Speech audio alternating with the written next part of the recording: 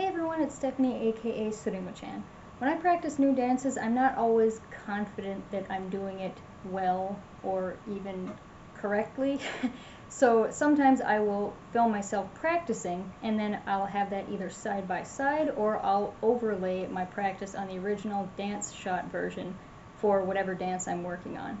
So then I can kind of compare and see what I need to work on, whether it's timing or doing certain moves differently.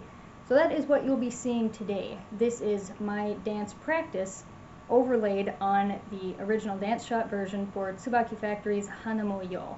Just the part that I did for my mini dance cover. Enjoy!